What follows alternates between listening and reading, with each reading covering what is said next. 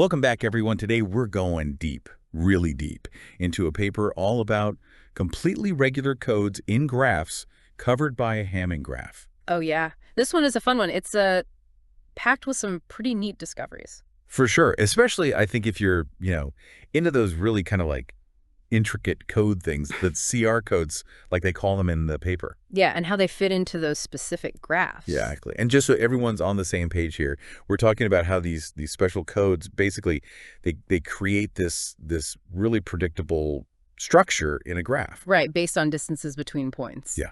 Which is, I don't know, I just think it's so cool. It's like almost like this hidden order within this network of points, It is. What's really cool is that these researchers, they actually found several new CR codes in Hamming graphs over GF3. Okay, hold on. Before we get ahead of ourselves, because I know we're all excited, let's go back to page 1 for a sec, just to kind of like set the stage, Yeah, good idea. Because there's a lot of terminology, right off the bat. Yeah, they just kind of throw you right in, like Cayley graphs, Hamming graphs. They even mention cliques and co-cliques. But, to really get what they're doing, you don't have to worry too much about those specifics right away. So we can just set those aside for now. Yeah, for now. The key thing is to really grasp those core concepts, like how those CR codes work, how they partition the vertices of a graph based on distance. Okay, so that's the heart of it, right? This idea of distance and how it relates to these codes. Exactly. And so what these researchers are trying to do is they're trying to find these CR codes, but within a specific type of graph, a Cayley graph, that's defined over GFQ. Over GFQ. Yeah, where Q is either 2 or 3. Those are the spaces they're working in. Okay, so they're being very specific about the types of graphs they're looking at. Is there a reason for that? I mean, why those specific Cayley graphs? Yeah, there's a really important connection here.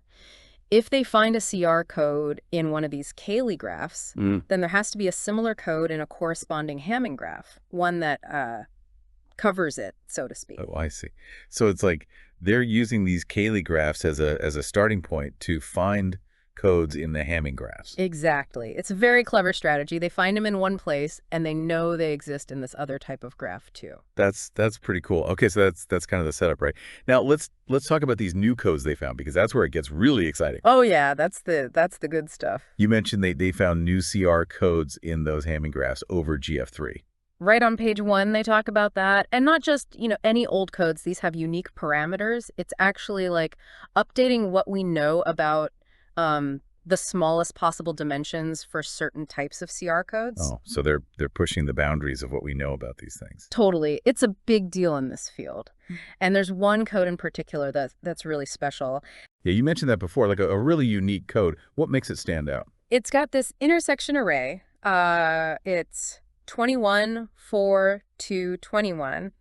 And get this, no one's ever seen this before in a Hamming graph over GF3. Whoa, so they found something completely new. Yeah, it's like a whole new species of CR code, basically. It's challenging what we thought we knew about how these things could be constructed, That is so cool. It's like finding a new element on the periodic table or something. Okay, Yeah. so that's page 1, right? They've set the stage with these amazing discoveries. What happens on page 2? Well, they start by connecting CR codes that have a covering radius of 1, we call them CR1 codes, to these things called optimal orthogonal arrays. Okay, wait now. Orthogonal arrays, remind me again what those are. They're, think of them as tables of numbers, but they have these very specific properties, Right. related to balance and coverage, stuff like that. They're actually used in a bunch of different fields, like experimental design, Ah, okay, right. Yeah, and these optimal ones, they actually reach this theoretical bound called the Beer-Brouwer-Friedman bound. Okay, starting to ring a bell now. So how do the CR1 codes fit in? Well, they found 2 new non-binary CR1 codes that are also independent sets, which means like no 2 points in the code are directly connected. Oh, so they're like perfectly spaced apart. Yeah, exactly. Like imagine if you had houses in a neighborhood and you wanted to make sure everyone had the most privacy possible. That's kind of what these codes are like. I love that analogy. So they're like the perfect spacing codes, and they're connected to these optimal arrays, which have all these real world uses. Right. And what's even more interesting is that the size of these new codes, the cardinality, it's not a power of the prime divisor of Q, which is like totally new. No one's ever seen that before for this type of code. So they're breaking new ground left and right. Yeah, pretty much. Okay, so page 2 is packed with all this cool stuff about these special types of CR codes and their connections to other mathematical objects. But it also has a lot of definitions, right? Oh yeah, they really lay it all out there. Like we've got perfect colorings, equitable partitions, the covering radius, and of course the CR codes themselves. Yep, it's a lot to take in. But those definitions, they're really important for understanding the structure of these codes, you know, how they fit within these graphs. Okay, so let's try to break it down a bit. What's a perfect coloring? Okay, so imagine you're coloring the vertices of a graph, right? A perfect coloring is when you do it in such a way that every vertex of a given color, it has a fixed number of neighbors of each of the other colors. So it's like a very specific organized way of coloring the graph. Yeah, exactly. It's all about creating that predictable structure. Like think about houses on a street, right? And you want to make sure every house is a different color, but there's a rule about how many of each color can be next to each other. Oh, that makes sense. Yeah, so that's kind of like a perfect coloring. Now, an equitable partition, it's the same basic idea, but instead of colors, you're dividing those vertices into sets. Okay, so perfect coloring is about colors, equitable partition is about sets, but they're both about creating this order within the graph. Yeah, precisely. Then you have the covering radius, which tells you the maximum distance any point in that graph can be from the code. It's like knowing how far anyone in your neighborhood has to walk to get to the park, you know? Okay, I like that. So the covering radius gives you a sense of how spread out things are. Exactly. And a CR code, it basically ensures that for any given distance from the code, each point has a fixed number of neighbors at each of the other distances. So it maintains that predictable structure no matter how far out you go. Right. And then finally, on page 2, they introduce this concept of graph coverings, which you can think of as like multiple copies of a graph that are like layered on top of each other. Oh, that's interesting. So it's like taking the same graph and stacking it. Sort of. Yeah. And a perfect coloring can actually define such a covering, which is a pretty neat connection. So if you have a perfect coloring in one graph, you can create this covering with another graph that has a similar structure. Yeah. And what that means is that if we find a perfect coloring in the covering graph, we know there has to be a corresponding one in the graph it's covering. Oh, I see. So it's a way of transferring information between different graphs. Exactly. That's a really powerful tool. Okay, that's fascinating. Now, page 3, it throws us a couple of lemmas, doesn't it? It does. Lemma 1, it states that any Cayley graph that's built on the additive group of FQK, where Q is either 2 or 3, is covered by a Hamming graph. And this is huge because remember, they're interested in those specific types of Cayley graphs. Right, because those are the ones that connect to the Hamming graph. Exactly. So this lemma, it directly links their approach to those Hamming graphs. It's like they've created this bridge between these two types of graphs. Okay, so lemma 1 is all about establishing that connection. Yeah. What about lemma 2? That one seems pretty dense. Yeah, it's a bit more technical, but basically what it says is that if a graph has this equitable partition with a certain quotient matrix, then any graph covering it will also have an equitable partition with the same quotient matrix. So it's like saying if one neighborhood has a specific layout of houses, then any overlaying neighborhood will have the same layout. Exactly. So they're showing how that structure of these partitions is preserved in those graph coverings. Okay, I think I'm starting to get it. So they're building on these ideas of perfect colorings and equitable partitions to show how information can be transferred between graphs and their coverings. Right. And there's even more on page 3. They also clarify this connection between Cayley graphs and linear codes.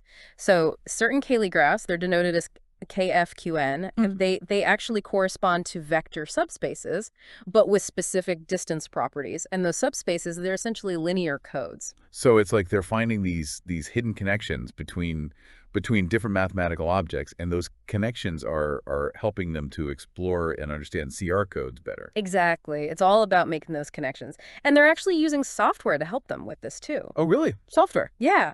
They mentioned using software to classify small Cayley graphs. It's pretty cool to see those practical tools being used in this very theoretical research, you know? It makes sense though, right? If you're dealing with these these complex graphs and codes, Yeah. having some computational power to help you explore all those possibilities is probably pretty essential. Absolutely. It lets them really dig deep and uncover things that might be missed otherwise. Oh, okay, wow. So pages 1 through 3, they've really laid the groundwork for their research. Yeah. I'm excited to see what they do with these new codes. What do they tackle on page 4? Oh, page 4, things get pretty complex here. They start presenting these propositions and corollaries, Okay. which are basically like recipes for building new CR codes from existing ones. Oh, okay. So they're taking what they already know and using it to create even more codes. Exactly. And the cool thing is that these constructions are recursive. Recursive. Yeah. So you can apply them over and over again and generate a whole family of CR codes just from like a few starting points. It was like having a blueprint that you can use to build a whole city of codes. Yeah, that's a great way to put it. But they don't just present these abstract constructions, do they? They actually use them to find new codes. Oh, absolutely. In fact, from sections 4 through 7, every time they find a new CR code, they really walk us through the detail. Okay, so what kind of details are we talking about here? Well, they give you the intersection array of the code, which basically tells you how those distances are partitioned within the graph. Okay. They also give you the quotient matrix, which that captures the relationship between the code and the rest of the graph. So it's like they're giving us a complete map of the code and its surroundings. Yeah, exactly. And they go even further than that. They actually provide the check matrix of the linear code that the CR code came from. Wow. Okay, so they're not holding anything back. Nope. They want to make sure everyone can understand, verify their findings and maybe even like build on them. That's great. So they're really transparent about their process, but they also, for each of these new codes, they explain why it's important, right? Oh, for sure. Like they might point out that a particular code, it represents the smallest known dimension for a given intersection array, or that it has like a unique combination of parameters. Right. So they're saying, "Hey, look at what we found. This is really special because." Exactly. And they don't just stop at the basic parameters either. They'll point out any interesting properties of the code too, like its inner degree, for instance. Inner degree. What's that? It tells you how many neighbors each code word has within the code itself. So it's like understanding the social network within the code, how well connected each point is to the others. Yeah, that's a good way to think about it.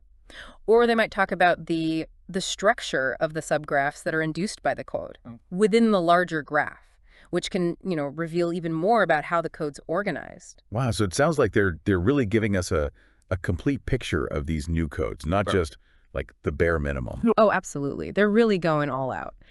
And then on pages 8 through 16, they switch gears a bit. They start focusing on these things called strongly regular graphs, SRGs for short. Okay. Now I've heard of those before, but they can be a bit tricky. What's so special about them? Well, they're graphs with like a really high degree of structure and symmetry. They have these very specific properties that make them really good for studying things like codes and designs. So it's like going from a regular neighborhood to a perfectly planned community where everything is laid out in a really precise way. Yeah, that's a great analogy. So the researchers they're looking at CR codes within these highly structured graphs. Exactly. They're basically using these SRGs as like a testing ground to find even more interesting CR codes. And for each SRG they analyze, they give you a really detailed breakdown. Okay, what kind of breakdown? Well, first they give you the parameters of the SRG, which are just like numerical values that capture its key properties. And they might even like reference other papers where this specific SRG has been studied before. So they're connecting their work to the existing research on these graphs. Exactly. And then, of course, they list all the intersection arrays of the CR codes they found within that SRG. And they even make a clear distinction between the CR codes with a covering radius of 1, remember those CR1 codes? Yep. And those with larger covering radii. Okay, so they're categorizing the codes based on how far-reaching they are within the graph. Right. And by focusing on these specific SRGs, they actually find new parameters for CR1 codes in those Hamming graphs over GF3. So by studying these highly structured SRGs, they're able to learn more about CR codes in a more general setting. Exactly. It's really cool how they're connecting all these different ideas. It is. It shows how powerful it can be to to explore different perspectives and use those connections to gain new insights. Okay, so they've presented all these amazing new CR codes, they've analyzed them in depth, and they've even used those SRGs to push the boundaries of what we know. What's next? Well, on pages 17 and 18, they kind of give us a glimpse into the future. They present a wish list of specific Cayley graphs they want to investigate further. A wish list. That's intriguing. What's so special about these particular graphs? Well, they explain why these specific types are so interesting and how they think these graphs could lead to even more remarkable discoveries, like CR codes with totally new parameters that we haven't even thought of yet. It's like they're pointing us to uncharted territory on a map and saying, hey, there might be treasure buried here. Go explore. Exactly. Yeah. And it's great that they're being so open about their future plans. It invites other mathematicians to join in and contribute. That's awesome. I love that collaborative spirit. Mm-hmm. Okay, so they've laid out their future plans. What about their final results? How do they wrap things up? Well, on page 19, they give us a really nice summary of all their findings, a table that shows all the new parameters for those CR codes they discovered. Oh, that's helpful. Like a cheat sheet to all the cool new stuff they found. Yeah, exactly. And they don't just present the table and leave it at that. They also talk about the impact of their findings, how these new codes, they update what we previously knew about the dimensions of certain Hamming graphs, or how they introduce entirely new intersection arrays, like that 21, 4, 2, 21 array we talked about earlier. Right. That one was a real game changer. Definitely. And they wrap it all up by discussing the scope of their search, explaining the types of graphs they considered and the methods they used. So it's like they're saying, here's what we looked at, here's how we did it, now it's your turn to take it further. Exactly. It's a really inspiring way to end the paper. I mean, they've done so much to expand our understanding of CR codes, and they're clearly excited to see where it goes from here. It's incredible what dedicated researchers can do with a bit of creativity and some computational power. Absolutely. But before we get too carried away, can we take a step back for a second and talk about why this research even matters? I mean, why should anyone care about these CR codes in the first place? That's a really good question. It's easy to get lost in all the mathematical details, but it's important to remember that these codes, they have real-world implications. Oh, okay. So it's not just about beautiful math. There's a so what here. Exactly. Remember those orthogonal arrays we talked about? Yeah. Ones that are used in experimental design and cryptography. Well, CR codes are closely related to those. So finding new CR codes could potentially lead to better ways to design experiments or even create more secure communication systems. Precisely. And those recursive constructions we talked about, they're especially exciting because they let us build larger, more complex CR codes from smaller ones. It's like having a set of blueprints for building increasingly intricate and powerful structures. That's incredible. And it makes you wonder, what other mathematical treasures are still hidden within these graph structures, just waiting to be discovered. It really does. This paper has opened up a whole new avenue for exploration. What other CR codes might be lurking out there in unexplored graph types? How can we use those recursive constructions to design codes with specific properties that we want? There are so many exciting questions to answer. Yeah, it's amazing how one paper can spark so many new ideas and directions for research, Totally. And I think what really impressed me about this paper was how clear their explanations were. Even when they were talking about those really complex constructions, the recursive ones. Right. They did a fantastic job of breaking it all down and using examples and diagrams to really illustrate those concepts. Absolutely. It felt like they really anticipated the questions we might have and made sure to address them head on, like they were having a conversation with us, Yeah, it was very well written, very engaging. And speaking of questions, I keep thinking about that wish list they gave us, The Cayley graphs they want to explore further. It's like Right. they've planted these seeds for future research and invited everyone to join them in this exciting journey of discovery. It definitely speaks to their passion for this area of math and their willingness to share their knowledge with others. Yeah, for sure. And it just makes me wonder, what incredible discoveries might come from those unexplored graph types? What other amazing CR codes are out there just waiting to be found? It's pretty mind-blowing to think about. I mean, this deep dive has really sparked my own curiosity about about CR codes and their potential, like where could this all lead? It's fascinating, isn't it? How something that seems so abstract, so purely mathematical can actually have these really profound implications in different It fields. really is. And to our listener, I really encourage you to check out the source material for yourself. Mhm. See what grabs your attention, what sparks your own mathematical curiosity. You never know. Maybe you'll be the one to unlock the next secret, the next breakthrough in this whole world of graphs and codes. Keep exploring, keep questioning, keep diving deep. That's the perfect note to end on. Okay. Till next time.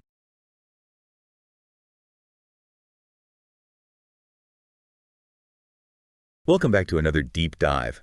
Today, we're going to be looking at some fascinating new mathematical research. It's all about completely regular codes, CR codes, and we're going to be talking about how they show up in Hamming graphs. What's really exciting about this research is that it focuses on these newly discovered CR codes, and these are specifically in Hamming graphs over GF3. And the way they found them is really quite elegant. They use what are called Cayley graphs to uncover them. So for our listeners, let's break down why this is such a big deal. So you've shared this paper with us. It's by Sergei Goryanov and Denis Krotov. And the title of the paper is Completely Regular Codes and Graphs Covered by a Hamming Graph. And it seems like they've solved some, pretty big open problems and found some entirely new CR code structures. Exactly. So just to make sure everyone is on the same page, let's quickly recap what a Hamming graph is, Yeah. just as a refresher. Basically, it's a graph where each vertex represents a word, and two words are connected by an edge if they differ in just one position. So these graphs are, they're fundamental in coding theory and information transmission. Okay, so we've got like a network of words all linked together based on these single letter differences. Got it. So what about these CR codes? What makes them so special, especially within the context of Hamming graphs? Well, CR codes, they're essentially sets of vertices within a graph. And what makes them so special is this really remarkable property of equidistance. Basically, from any code word in the set, you can reach any other code word in the same number of steps. And not only that, you also encounter the same number of vertices at each distance along the way. So this regularity makes them, incredibly powerful for error correction. So so it's kind of like navigating a perfectly symmetrical city where, where every landmark is equidistant from every other landmark, and you always pass the same number of buildings on a way. So I'm starting to see why they're so valuable for ensuring, data integrity. Exactly. And now the challenge is actually finding these CR codes, right? Especially in the vast landscape of Hamming graphs. So this is where Cayley graphs come in. These graphs are built on the structure of groups.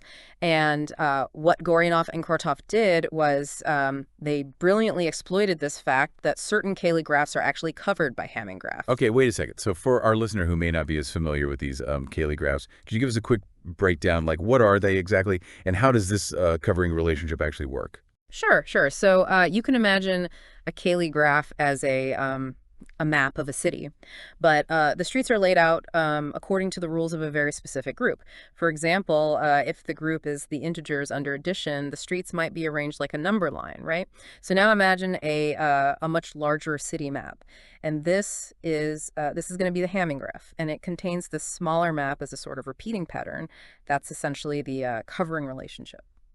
So it's like finding this recurring motif, but within a larger tapestry. I think that's a really helpful way to visualize it. Precisely. And the really beautiful thing about this relationship is that if you find a CR code in the smaller Cayley graph, then you automatically know that there's a corresponding CR code in the larger Hamming graph that covers it. So it's like it's a brilliant strategy for simplifying that whole search process.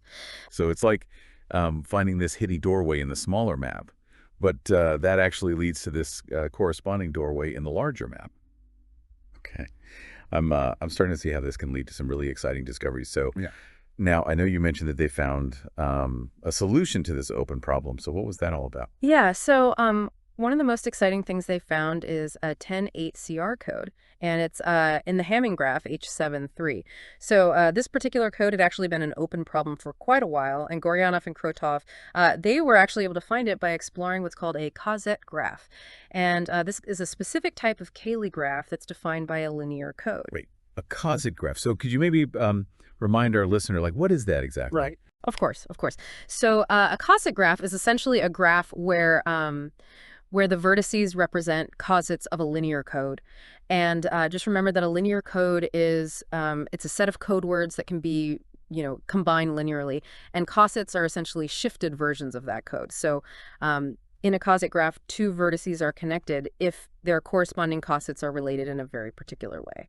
So, so we're looking at these shifted versions of a code Yeah. and then kind of mapping out their relationship. So it's almost like creating this network of these interconnected code variations. Exactly. And in this specific case, Goranov and Kretov, they actually found that 10.8CR code, but they did it by exploring the cosset graph that was defined by a very specific linear code with a given check matrix. So this check matrix, it's kind of like a filter. It only selects certain code words that actually belong to the CR code. And they actually provide the check matrix in the paper, right? I mean, this has got to be, this is a pretty big deal for researchers working on similar problems. Yes, absolutely. They provide a 4x7 matrix, and it's over GF3, which is the the finite field with 3 elements. So by doing calculations with this matrix, we can actually identify those code words that make up the 10.8CR code. Okay, so that's a significant finding. I mean, they solved this open problem and all, but I understand there's another discovery that really, shakes things up in the world of CR code. Something about a brand new intersection array, right? Absolutely. They found a CR code, and it has this intersection array of 21, 4, 2, 21. And this is it's huge because this has never been seen before in any Hamming graph over GF3. So this is a major breakthrough because it expands our understanding of the possible structures and properties that CR codes can actually have. Okay, hold on. So can you back up just a little bit? What exactly is an intersection array, and why is this new one so groundbreaking? What makes it so different from the others?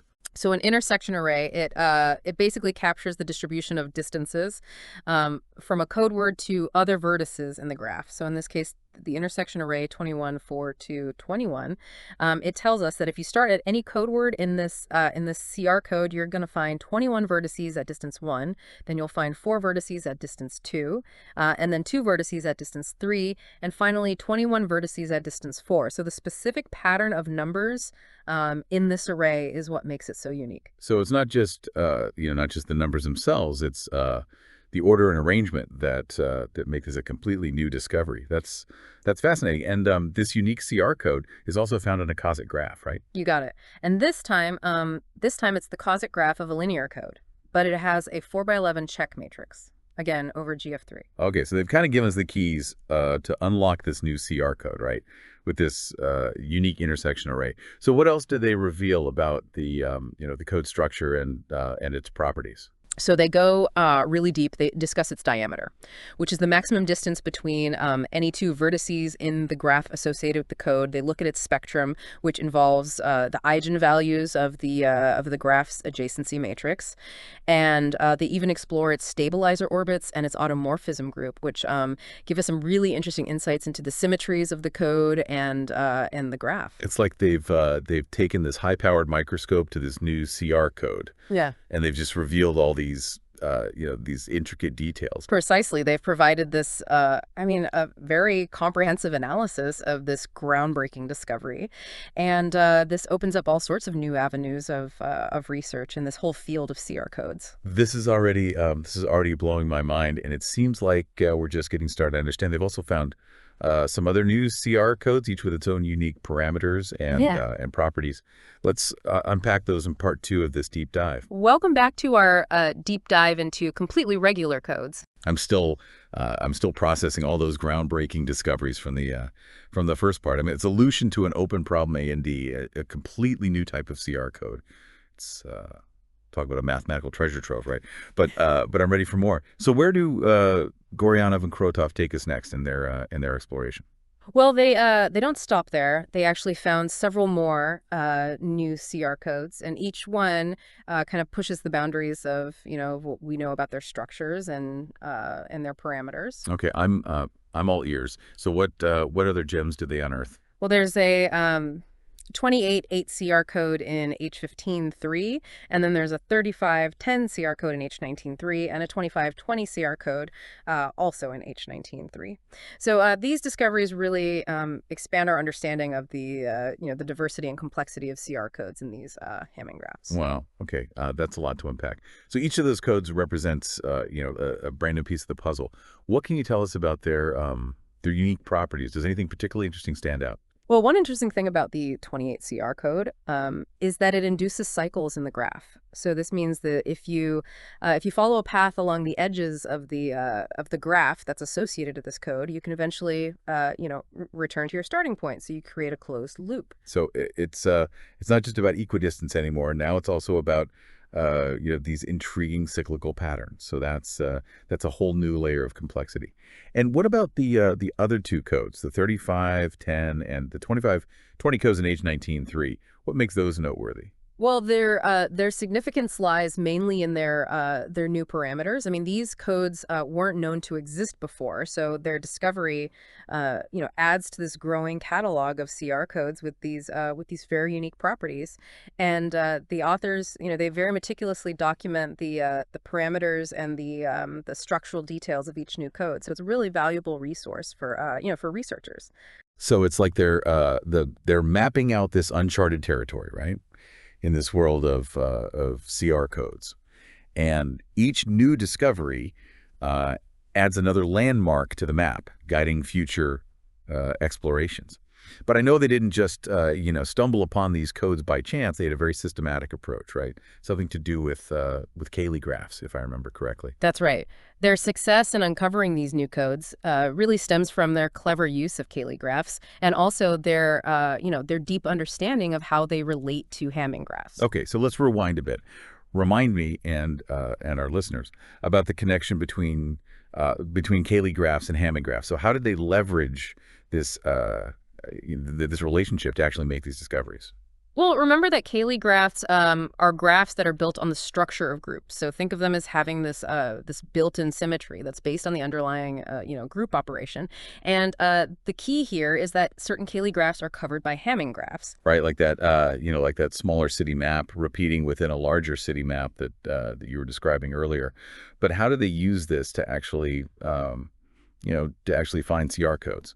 Well, they systematically explored Cayley graphs, and these were over the additive group of vector spaces over GFQ. And here Q is it's either 2 or 3. And these graphs are, they're particularly interesting because they have this natural connection to Hamming graphs. Okay, hold on. Could you clarify what you mean by over the additive group of vector spaces over GFQ? That sounds a bit technical. Sure. So basically the vertices of these Cayley graphs, they're vectors.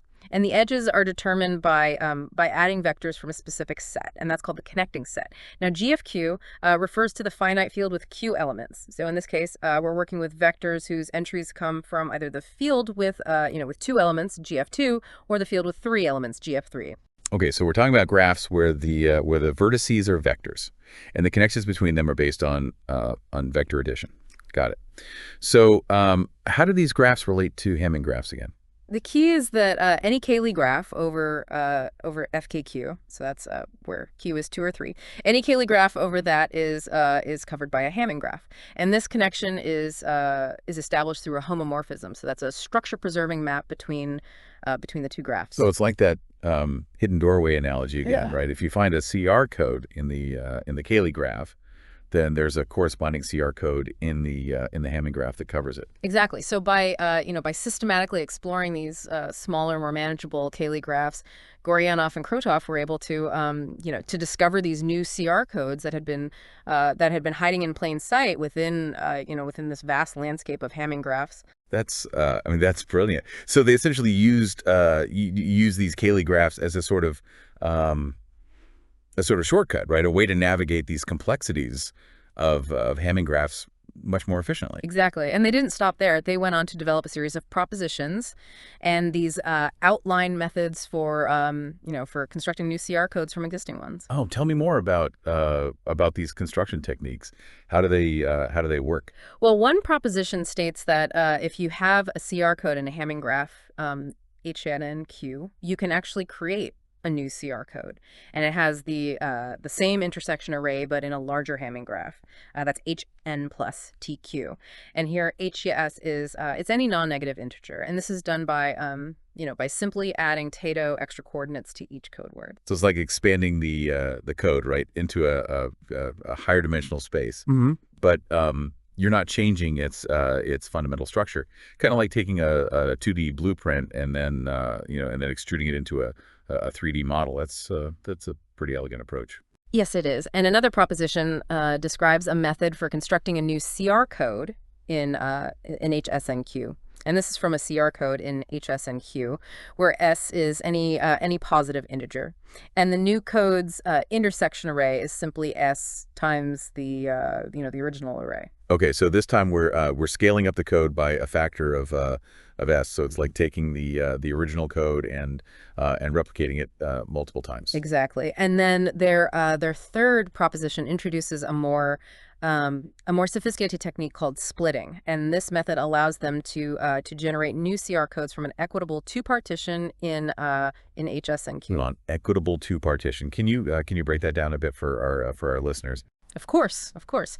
So an equitable two-partition basically means dividing the vertices of the Hamming graph into two sets, and you do it in such a way that the connections between those sets are balanced. So the splitting construction involves manipulating these sets based on on their connectivity properties, and this can actually lead to the creation of of new CR codes, and these have different covering radii and different intersection arrays. Okay, so it's like taking the Hamming graph and then carefully splitting it into into these two interconnected parts, and then rearranging those parts in very specific ways to generate these new codes. It sounds like a very intricate process. It is, and these and these three propositions taken together, they provide this very powerful toolbox, and it's for generating a wide variety of new CR codes from the existing ones. Yeah. So it's like having a set of Lego bricks, and you've got a set of instructions for combining them in countless ways to create these unique structures. So each proposition adds another layer of creative possibility. But I know Goryanov and Kotov didn't just stop at describing these construction techniques. They actually they put them to work, right? Absolutely. They meticulously applied these techniques to to uncover new CR codes, and they went even further. They delved into these fascinating realms of strongly regular graphs and distance regular graphs to to explore the environments where these codes thrive. Okay, I'm sensing another deep dive coming on, but we'll save that for part 3. For now, let's take a moment to appreciate the elegance and ingenuity of Goryanov and Kotov's approach. I mean, they've not only expanded our knowledge of CR codes, but also provided this roadmap, right, for future explorations. I agree. Their work is it's a real testament to the power of systematic exploration and the beauty of mathematical discovery. Welcome back to the deep dive. Mm-hmm. It feels like we've been on this incredible mathematical journey, exploring this intricate world of CR codes with Goryanov and Kotov as our expert guides. It really has been quite a journey, from uncovering solutions to open problems to discovering, entirely new CR code structures. We've covered a lot of ground, and we're not quite finished yet. Right. The last part you hinted at something about strongly regular graphs and distance regular graphs. You mentioned that these are kind of the environments where CR codes thrive. I'm really curious to explore that further. That's a great place to pick up. Goryanov and Kotov dedicate a significant portion of their paper to exploring specific strongly regular graphs or SRGs and searching for CR codes within them. Okay, before we dive into the specifics, could you remind us what makes SRGs so special? Why are they relevant to the study of CR codes?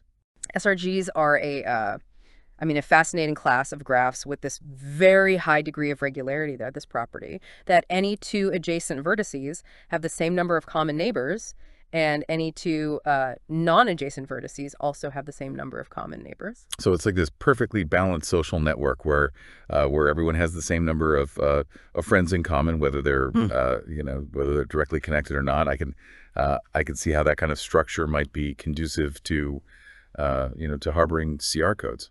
Exactly, and this inherent, regularity makes SRGs excellent candidates for hosting CR codes. And Goryanov and Krotov systematically explore several of them, revealing some intriguing findings. Okay, I'm ready for the details. Which SRGs did they investigate, and what did they discover? Well, one of the first SRGs they analyzed is SRG 8121-6. It's also known as the Brouwer-Hammers graph. This graph is constructed as the composite graph of a specific two-weight code, the doubly shortened Golay 12663 code. Well, hold on, Cozic graph again. And what's a 2-weight code? Could we break those down quickly for our listeners? Sure. Remember that a Cozic graph is a graph where the vertices represent cosets of a linear code. In this case, the code is the doubly shortened Golay 12663 code. Now, a two-weight code is just a code where every non-zero code word has one of two possible weights. So it's like we're taking this special type of code and creating a graph based on its cosets. Got it. And why is this particular SRG, the Brouwer-Hammers graph, so interesting? Well, Goryanov and Krotov found that it hosts a variety of CR codes, each with a different intersection array. They even discovered a 10-8 CR code within this graph, which you might recall was that open problem they'd set out to solve. Right. So not only did they find a solution to the open problem, but they also found it lurking within this this highly structured SRG. That's amazing. Did they stop there? No, not at all. They also explored the complement of the Brouwer-Hammers graph, which is SRG, Okay. 8116, 45,042, and they found CR codes with covering radii 1 and 2 within this complementary graph, highlighting the diversity of CR code structures that can exist within a single graph and its complement. So it's like they're looking at they're looking at both sides of the same coin, right? Finding hidden treasures in each. So what other SRGs did they explore? Another notable SRG they looked at is SRG 243-2212, and this graph is particularly interesting because it's the Coset graph of the perfect Golay 11653 code. Okay, the perfect Golay code that rings a bell, and it's famous for its exceptional error correcting capabilities, right? Exactly, and Goryanov and Krotov meticulously analyze its Coset graph using a powerful optimization technique called integer linear programming, or ILP, to rule out certain intersection arrays for potential CR codes. Well, an ILP, that sounds like a pretty heavy duty tool. How do Yeah. they use it in this in this context? Essentially, ILP is it's a way to solve problems where you need to find the best solution among a set of possible solutions, but subject to certain constraints. So in this case, Goryanov and Krotov used ILP to eliminate intersection arrays that were mathematically impossible for CR codes within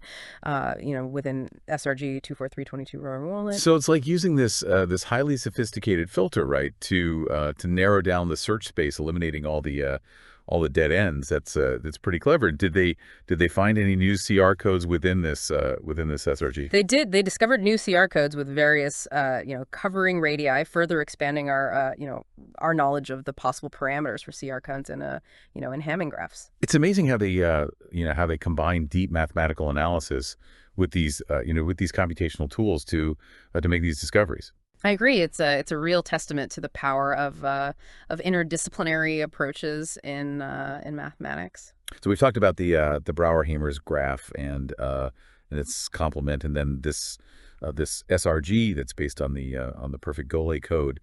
Did they investigate any other types of graphs? Yes, they did. In their exploration, they also encountered a fascinating distance regular graph, or DRG. This is just regular graph. Could you refresh our memory on what those are and how they differ from SRGs? Of course, DRGs are they're a generalization of SRGs. They exhibit an even higher degree of regularity, where not only the number of common neighbors matters, but also the distribution of distances between vertices. So in an SRG, you only care about whether two vertices are adjacent or not. But in a DRG, you consider all the possible distances between vertices. Okay, so it's like taking the concept of regularity to the next level. And what do they find in this in this particular DRG?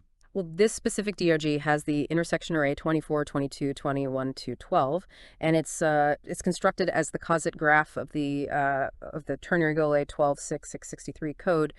Within this DRG, they identified a range of possible intersection arrays for CR codes using constraints like like monotomicity and eigenvalue restrictions. Monotonicity and eigenvalue restrictions. Could you elaborate on those a bit?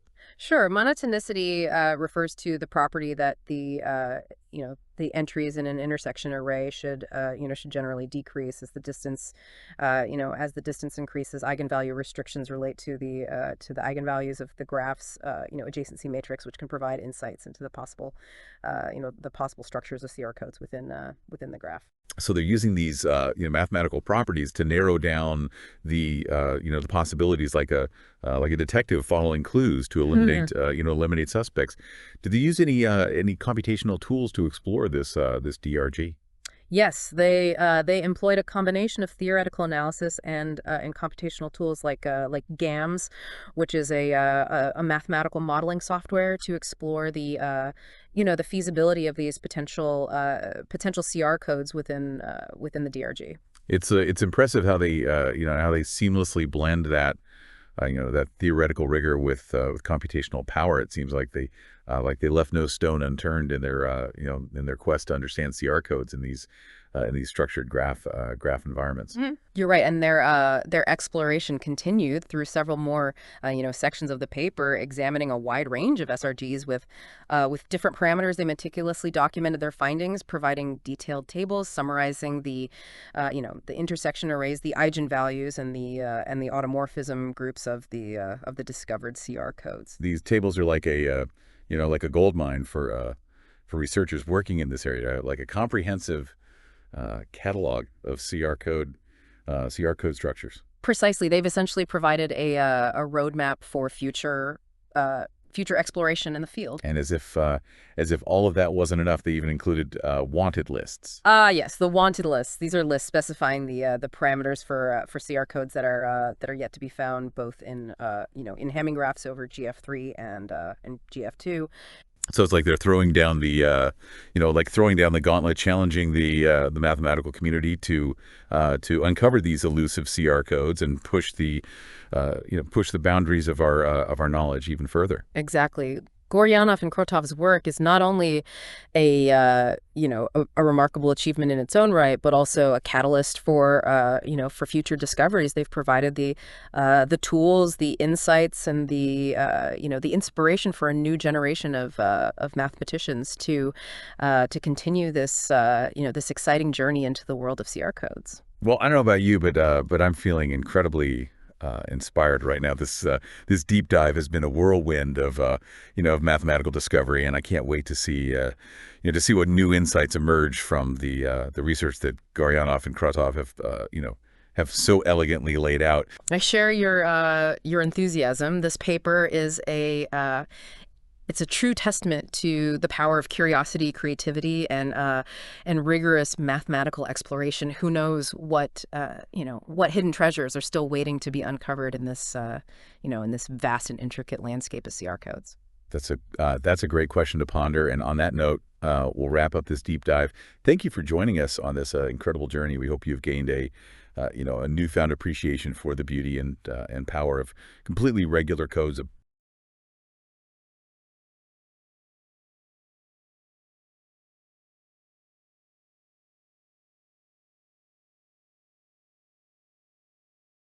All right, ready to dive deep into completely regular codes. Definitely. Specifically, we're looking at those inside Hamming graphs. Sounds good. And you sent over this paper by Goryanov and Krutov. Mm-hmm.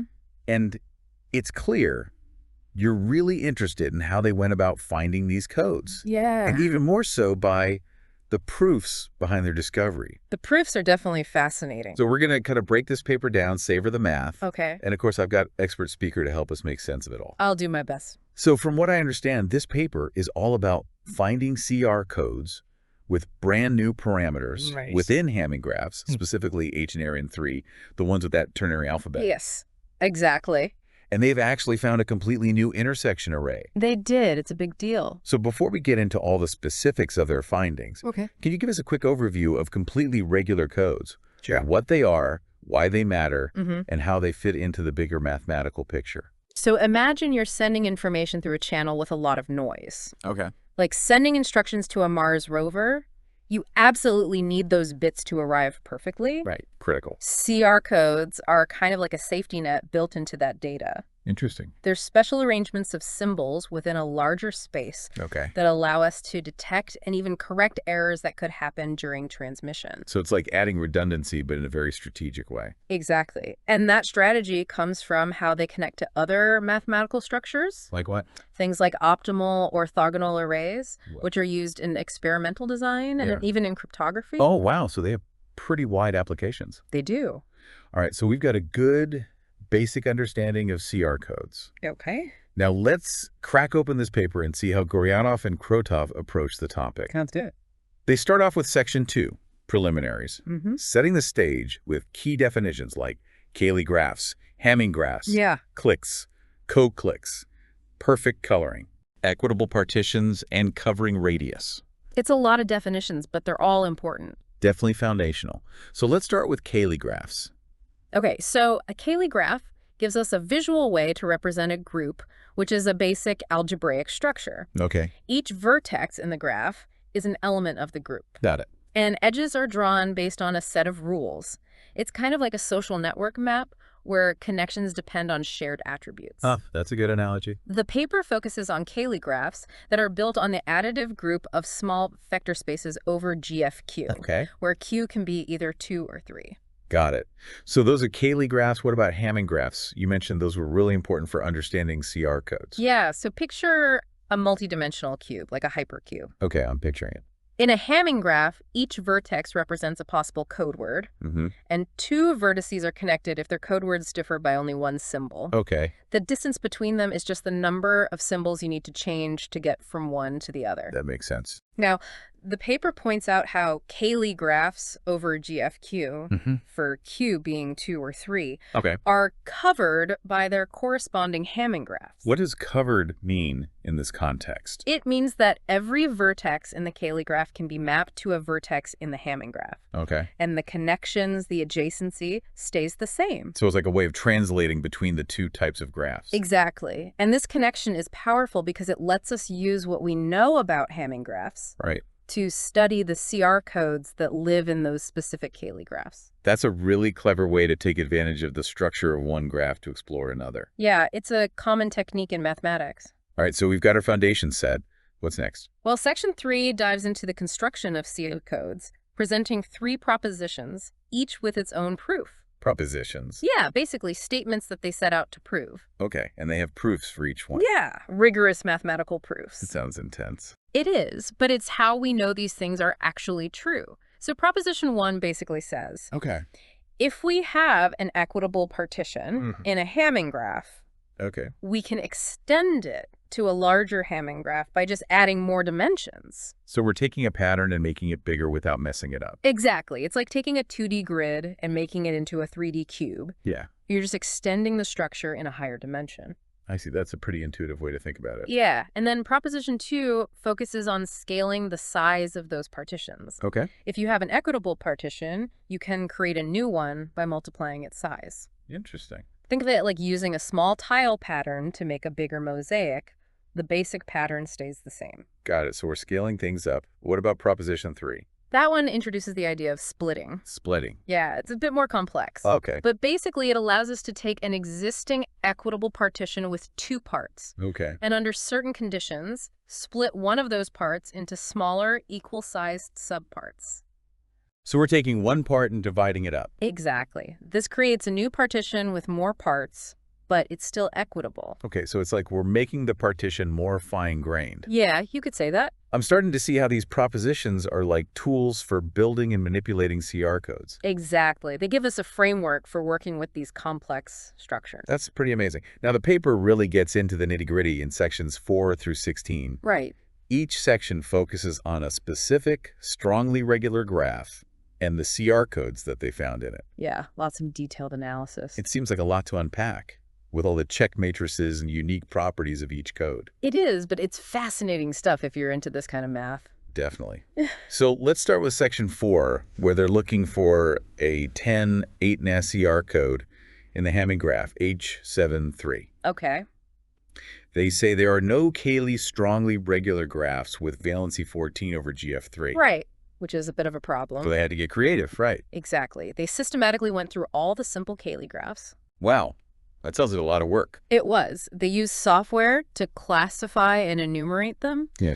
Finally, they found a CR code with the properties they were looking for in the Coset graph of a specific linear code. Hold on, can you explain that a bit? What's a Coset graph and what's this linear code all about? Sure. A Coset graph comes from a group and a subgroup. Okay.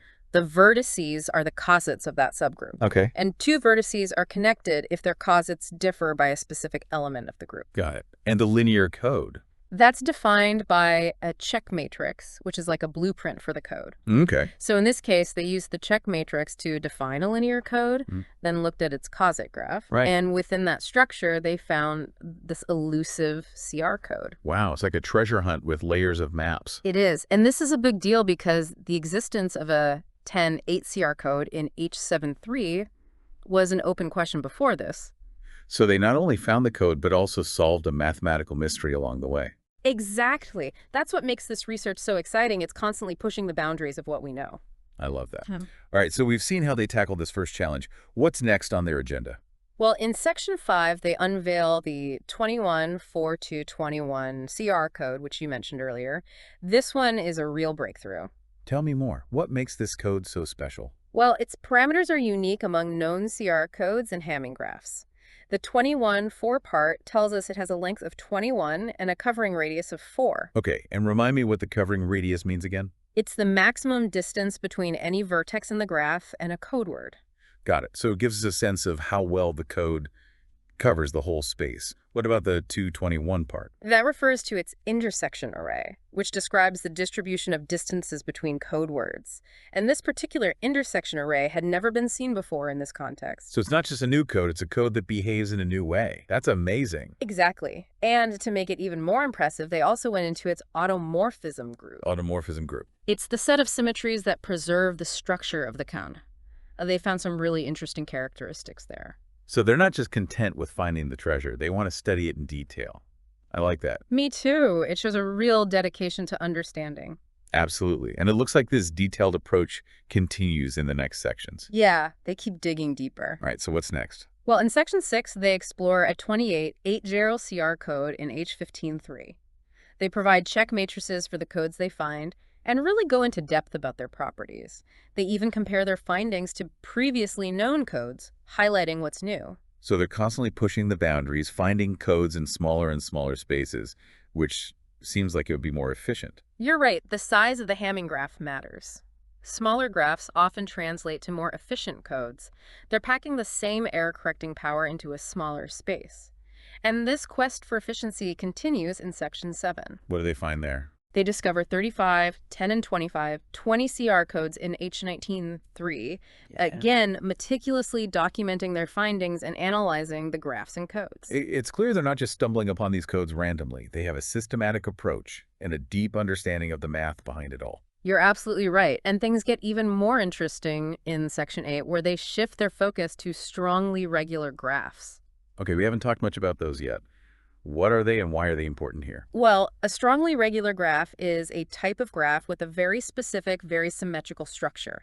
Every vertex has the same number of neighbors, and the number of common neighbors between any two vertices depends only on whether they are adjacent or not. That sounds pretty complex. It is, but this regularity makes them fascinating objects to study, and they have connections to coding theory as well. So how do they fit into this search for CR codes? In Section 8, they start with a specific two-weight ternary code and its check matrix. This leads them to the Brouwer-Hamers graph, which is a well-known example of a strongly regular graph, specifically SRG 81216. So they're using these strongly regular graphs as a testing ground for finding CR codes. Exactly. And they list all the CR codes they found in both this graph and its complement, carefully documenting their intersection arrays and other properties. Wow, that's really thorough. And they're finding new CR codes even within these specific types of graphs. That's right. They even find a new parameter for CR codes in HN3 of 15, 12 CR code in H10.3. So they're making significant contributions to our understanding of CR codes, even within this specialized area of strongly regular graphs. Exactly. And this meticulous cataloging continues in the following sections. What do they look at next? In Section 9, they delve into SRG 243.22.12, which is the Coset graph of the perfect Golay 11653 code. The Golay code. That rings a bell. It's a very famous and important code in coding theory. They analyze this graph, identifying all the CR codes within it and highlighting new parameters for CR codes in HN3 with various covering radii.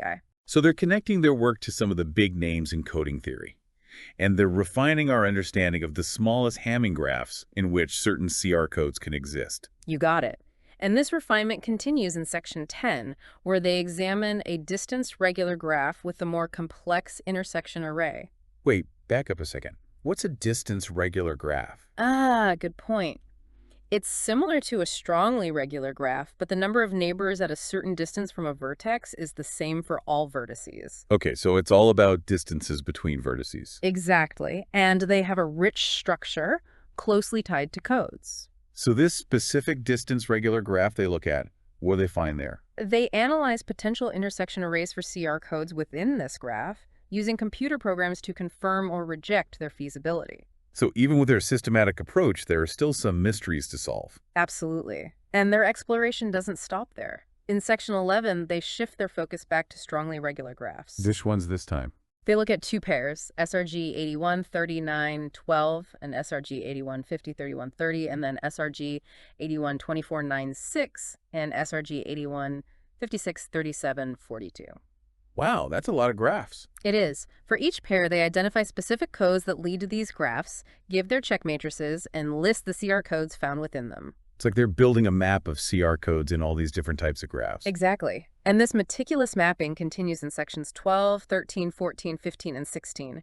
Each section focuses on a different pair of strongly regular graphs, and they provide all the details. Check matrices, automorphism group info, and lists of CR codes with their properties. Wow, they've covered an impressive range of graphs and codes in this paper. It's clear they're passionate about understanding this area of math. They are. Their work is a testament to the power of systematic exploration and rigorous mathematical analysis. Absolutely. And it seems like they're not done yet. There's still more to come in this paper. What's next on our deep dive? Well, in the remaining sections, they shift gears a bit from presenting their findings to outlining open problems and future directions for research. It's like they're saying, we've done all this work, but there's still so much more to discover. I love that. So they're not just showcasing their achievements, they're inviting others to join them in pushing the boundaries of this field. Exactly. It's a testament to their collaborative spirit and their passion for the subject. They recognize that their work is just one step in a much larger journey. That's really inspiring. I can't wait to see what open problems they highlight and what new discoveries await us. Me neither. Let's dive into the next part of this paper and see what they've uncovered.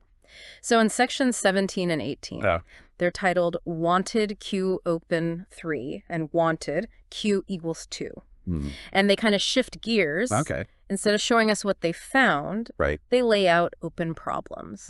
Interesting. Future directions. It's like they're giving us a treasure map, pointing us to new areas to explore. So they're encouraging more research, basically. Exactly. I like that. What kind of open problems are they talking about? Well, they focus on certain types of Cayley graphs. Okay. Ones that might have CR codes with new parameters. Okay. For example, in section 17, which deals with ternary codes, so Q equal 3. Right. They point out we need a Cayley graph. Okay. Degree 26. Specific eigenvalue. Okay. And a 2016 CR code. Got it. They said a similar code has been found in a Cayley graph of degree 28. Okay. But this degree 26 case, still a mystery. So it's like a missing piece of the puzzle. Yeah. That they're challenging others to find. Exactly. And they actually provide a whole list of these wanted Cayley graphs. Oh, well, really? Yep. With all their desired properties. Okay. Even mentioning some cases where their own searches came up empty. So even they couldn't find them with all their work? Nope. So it's a real challenge for anyone interested in this kind of math. Definitely. So it's not just about finding new codes. It's about understanding the bigger picture, the principles behind it all. Absolutely. All right, so we've got these intriguing open problems laid out. Mm-hmm. What's next? Section 19. Okay. It's titled New Parameters of CR Codes in HNQ. Mm-hmm. And it basically sums up all the new parameters they found for CR codes in Hamming graphs. So it's a summary of their key findings. Yep, like a victory lap showing off everything they accomplished. I like it. They have this table listing each new code with its intersection array, the value of Q, the old and new values for N, which is the dimension of the Hamming graph. Right. A lower bound for N. And remember that tau value we talked about? Oh, yeah, the one that measures efficiency. Right? Exactly. Smaller tau is better. Right? Yep. Smaller tau means you're getting more error correcting power in a smaller space. Got it. And their table shows how they improved the tau value for several types of CR codes. So they're not just finding new codes, they're finding better ones. Precisely. More efficient, potentially more useful in actual applications. Which is really impressive. It is. Their systematic approach and careful analysis have really paved the way for understanding these codes and how we can use them. Okay, we've been deep in the math here. We have. But I'm curious about the bigger picture. What are the implications of all this? Where could this research lead? That's a great question. So this paper is mostly theoretical. Yeah. But it has implications beyond just pure math. CR codes are useful. Okay. In data storage, communication, cryptography. Wow, really? Yeah, for example, data storage. CR codes could protect info on hard drives, CDs, even DNA. Wow, DNA. Yeah. Imagine a hard drive that can automatically find and fix errors. Right. Keeping your data safe from corruption. That would be amazing. No more lost files. Exactly. And in communication, CR codes are essential for reliable data transfer over noisy channels, like sending data to a spacecraft. Oh, wow. Yeah. Millions of miles away. You need those bits to arrive perfectly. Right. Even with all the interference out there. So we're talking about applications that are literally out of this world. We are. And then in cryptography, CR codes can help design secure encryption schemes that are hard to break. So they're like secret codes, making sure information stays private. Exactly. So these math objects we've been talking about, they have the potential to really impact our lives. They do. In all sorts of ways. And as we keep exploring CR codes, we'll likely find even more applications and unlock their full potential. It's exciting to think about. It is. This has been an incredible deep dive. It has. So much intricate math, unexpected connections, and we're really getting a glimpse into the future of this field. Definitely. Before we wrap up, I just want to take a moment to appreciate the sheer scope of what they did in this paper. Absolutely. They analyzed so many graphs. It's amazing. Found all these CR codes. And documented it all with incredible detail. It's a testament to their dedication, for sure. It really is. And it's not just about the quantity. Right. But the quality of their analysis, too. Absolutely. They went deep into each code. Yeah. Explored all the connections. Even used computational tools to push the boundaries. A beautiful blend of theory and practice. It really is. Okay, so we've seen how they mapped out CR codes and all those different strongly regular graphs. Yep. What about the last sections of the paper? So sections 17 and 18, those are titled Wanted Q equals 3 and Wanted Q2. Interesting. And this is where they shift gears a bit. Okay. Instead of showing us what they found, they outline open problems.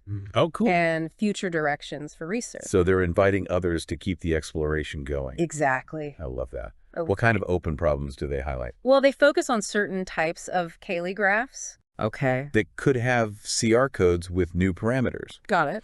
For instance, in section 17, which is about ternary codes, so QQ3. Right. They say we need a Cayley graph. Okay. With degree 26, a specific eigenvalue, and a 2016 CR code. Got it. They mentioned a similar code has been found, but only in a Cayley graph of degree 28. Okay. So this degree 26 case is still a mystery. So it's like a challenge for other mathematicians to solve. Exactly. And they actually give a whole list of these wanted Cayley graphs. Wow, really? Yep, with all the properties they should have. Interesting. And they even say where their own searches failed. So these are tough problems even they couldn't crack. Right. A real test for anyone who wants to dive in. So it's not just about finding new codes. It's about pushing the boundaries of our understanding. Absolutely. Okay, we've got these open problems. Yep. What's next? Well, section 19 is called New Parameters of CR Codes in HNQ. And it basically sums up all the new parameters they discovered. So a nice overview of their key findings. Exactly. They have a table listing each new code, its intersection array, Right. the Q value, the old and new N values. Which is the dimension of the Hamming graph. Right, and a lower bound for N. And remember tau. The efficiency measure. Yep. Their table shows how they improved the tau value for several types of CR codes. So they're not just finding new codes, they're finding better ones. Exactly. More efficient, potentially more useful. Really impressive work. It is. Okay, we've been focusing on the math. Yeah. But I want to zoom out for a second. Okay. What's the bigger picture here? What are the implications of this research? That's a great question. This paper is theoretical, but CR codes have practical uses too. Like what? Well, in data storage, CR codes can protect info on hard drives, CDs, even DNA. DNA, that's amazing. Right. Imagine a hard drive that can find and fix its own errors. No more lost files. Exactly. And in communication, they're crucial for sending data reliably over noisy channels, like to a spacecraft. Millions of miles away. Yeah, those bits need to arrive perfectly despite all the interference. It's mind-blowing to think about. It is. And in cryptography, CR codes can help build secure encryption. So they help keep information safe. Exactly. Wow, so these mathematical objects have real-world potential. They do. And as we explore them further, we'll probably find even more uses for them. Absolutely. There's so much more to discover. This has been a fascinating deep dive. It has been. So many intricate details, surprising connections. We've really learned a lot. To all our listeners out there. Yeah. I encourage you to explore this topic more. Definitely. Read the papers, grab a book on coding theory, maybe even try to build your own CR codes. You never know what you might find. That's a great point. And with that, we've reached the end of our deep dive. Until next time, keep exploring.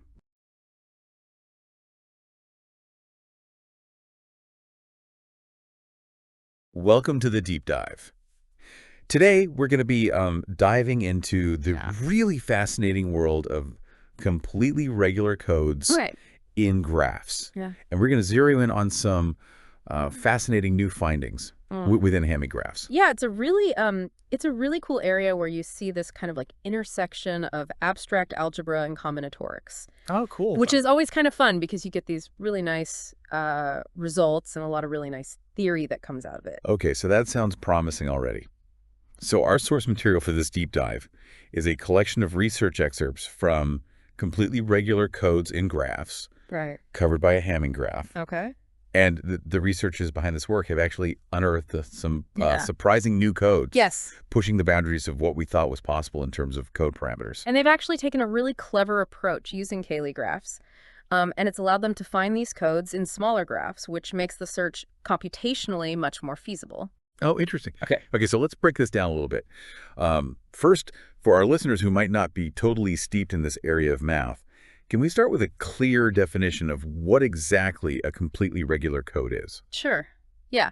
So basically, you can think about it this way. You have a graph. Okay. And a graph, if you're thinking visually, is a network of points, which are called vertices. Okay. And they're connected by lines, which are called edges. Okay. And so what a completely regular code is, we call it a CR code for short, is a specific subset of these vertices within that graph. Okay. And the way that we can describe them is by how they relate to all the other vertices. So every vertex in the graph has a certain distance from the code, which is just simply the minimum number of edges you'd have to travel on to reach a vertex that belongs to the code. Okay. And what a CR code does is for any given distance, every single vertex at that distance from the code has the same number of neighbors at each of the other distances. Okay, so it's not just like any random subset of points. There's like a specific order or arrangement to them? Precisely, yeah. And it creates this, what we call an equitable partition, which has deep implications in coding theory, because CR codes are actually very useful in coding theory for things like error correction and data transmission. Oh, okay. So there's a real world reason why mathematicians care about finding these perfectly balanced arrangements. Is not just like an abstract pursuit. Yeah, they have practical consequences for how we can transmit information and store information. Cool. All right, and so in this research, the authors took a unique approach to finding CR codes, and they leveraged something called Cayley graphs. Yeah. Can you elaborate on what calligraphs are and why they were so useful in this context? Yeah, so a calligraph is a way to kind of visualize the structure of a group. Okay. And a group is just a set of elements with a specific operation that combines those elements, like addition or multiplication. Okay. And so in this case, the researchers focused on calligraphs that were defined on the additive group of vector spaces. Okay. So over finite fields, specifically GF2, which has 2 elements, and GF3, which has 3 elements. Okay, so we're talking about graphs where each vertex represents a vector. Exactly. And the edges are determined by adding those vectors together. Exactly. Yeah, that's it. And so they constructed specific calligraphs on these vector spaces and then systematically searched for CR codes within them. And the key insight here is that if you can find a CR code in a calligraph, then you're guaranteed to find a CR code with the same parameters in what's called the corresponding Hamming graph that covers it. Okay, so the covering concept, can you explain that a little bit more? Yeah, so it's kind of like thinking about like a map where the Hamming graph is like this larger territory, Yes. and the calligraph is kind of like a zoomed-in view of a smaller region within that territory. Okay. But that smaller view still accurately reflects the structure of the larger map. Gotcha. Okay, that makes sense. That's why searching for CR codes in these smaller calligraphs is so powerful, because it's kind of like finding a shortcut to uncovering these hidden codes within larger Hamming graphs. Yeah, exactly. And they even use special software like Quick's New Edition to kind of help classify these small calligraphs to make their search more efficient. And that efficiency paid off because they found several completely new CR codes in Hamming graphs, particularly in what's called HN3, Okay. which refers to the Hamming graph with words of length and over GF3. Okay. And some of these codes have parameters that were previously unknown. Wow. Which is really significant. Wow. Okay, so I'm like on the edge of my seat. Can we dive into some specific examples of these groundbreaking discoveries? Absolutely. Let's start with one of the most significant ones. Okay. The 10-8-CR code in H73. And so this was a major breakthrough because it answered this open question in the field. Mathematicians have been searching for this code for a while, and this research finally confirmed that it exists. Oh, wow. So how did they actually go about finding this elusive code? Was it just like hidden in plain sight, or did they need to do some serious mathematical detective work? It required quite a bit of searching. So what they did was they looked at calligraphs on F43, which is the vector space of dimension 4 over GF3. Okay. And they actually looked at all simple calligraphs on this vector space to try and find the one that would lead them to this 10-8-CR code in the H73 Hamming graph. Okay, so they had their work cut out for them. Like, how many of these calligraphs are we talking about? They looked at a ton of potential candidates, and they ultimately found one special calligraph that held the key. Okay. And this graph was defined by what are called the cosets of a particular linear code. So you can imagine kind of like dividing up the vector space into these really carefully organized compartments. Okay. And this particular arrangement of the compartments held the secret to the code's existence. It's incredible how, like, intricate Oh, yes. these structures are from seemingly simple building blocks. So once they found this special calligraph, what was their next move? How did they actually pinpoint the code within it? So within this calligraph, they looked for a code that had a very specific quotient matrix. And you can think about this matrix as like a blueprint that describes how the code's vertices are connected to the rest of the graph at various distances. And they found a code that perfectly matched this matrix structure. Oh, so it was like a lock and key. Yeah. Where the quotient matrix provided that unique pattern, and they had to find the code that fit that pattern perfectly. Exactly. Yeah, you got it. And because they found this code in the smaller calligraph, we know from the covering relationship we talked about earlier that a 10-8-CR code also exists in the larger H73 Hamming graph. So it's like they found the X that marks the spot on a treasure map, and that X led them straight to this like mathematical treasure hidden within this larger landscape. Okay, now let's talk about another exciting discovery. The 214221 CR code in H11.3. And this one was particularly groundbreaking because it represented a completely new intersection array, right? That's right, yeah. This was a really big discovery Yeah. because it broadened what we know about the potential structures that these CR codes can have. Okay. And so to find this one, they looked at Cayley graphs on F43 again, but this time focusing on connected graphs with degree 22, Okay. meaning each vertex is connected to 22 other vertices. Okay, so I'm seeing a pattern here where they're systematically exploring different types of Cayley graphs to unearth these hidden CR codes. Yeah. But how many of these degree 22 Cayley graphs did they actually have to examine? It sounds like a pretty daunting task. It was. So they had to go through 401 non-isomorphic connected Cayley graphs Wow. with those properties. That's a lot of graphs. So only one out of all of those possibilities held the key to this new CR code. It's like winning the lottery of mathematical discovery. It is. Yeah, they found a unique one. Wow. That was defined as what's called the coset graph of a linear code with a very specific check matrix. And this matrix is like the blueprint for constructing the code. Okay. And it led them to the 214221-CR code. They actually denote it as C in the paper. Okay. And it's got some really interesting code words in it. Okay, so they found the code. But what makes this particular code so structurally interesting? What are some of its unique properties? So the Cayley graph that it lives in has some really cool characteristics. So for example, it has what's called a diameter of 2, Okay. meaning that you can travel from any vertex in the graph to any other vertex Right. by traversing at most 2 edges. Okay, so it's like a small world network where everyone is just like a couple of handshakes away from everyone else. Yeah, exactly. And it also has a distinct spectrum, which are the eigenvalues of its adjacency matrix. Okay. Which is like this fingerprint that reveals the underlying symmetries and Okay. connections of the graph.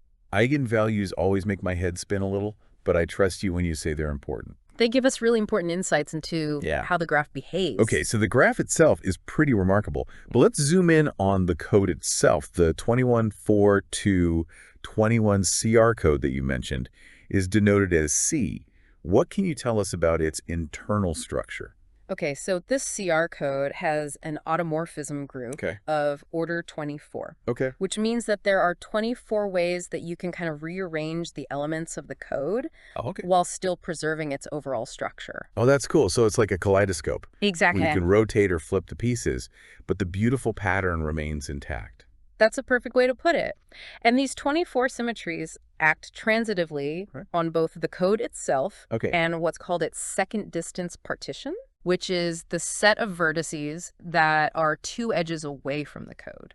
So essentially you can shuffle the code words Okay. and the vertices at distance 2, Yeah. and it doesn't change the code structure. Oh, so it's like a perfectly choreographed dance where the code words Yeah. and the vertices at distance 2 can kind of swap places, Exactly. but the overall rhythm of the code remains the same. Exactly. Yeah, it shows just how balanced and how resilient this CR code structure is. Okay, that's really cool. Yeah, and another interesting thing is that its second distance partition, Okay. which we call C2, Okay. can actually be uniquely partitioned into 2 other 214221 CR codes, so let's call them C and C.